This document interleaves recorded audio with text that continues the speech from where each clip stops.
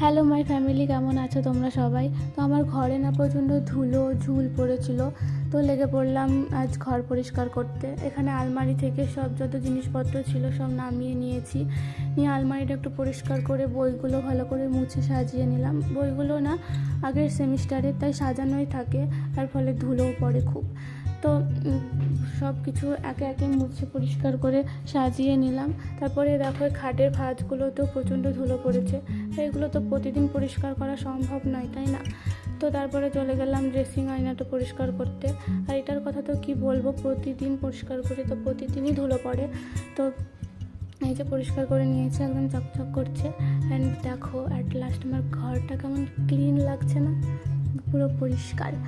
তো যাই হোক, তারপরে স্নান টান করে চলে গেলাম পুজো করতে। বাড়ির পুজো আমি করি বলতে পারো। তো এই দেখো আমাদের ঘরের ঠাকুর, মানে লক্ষ্মী আর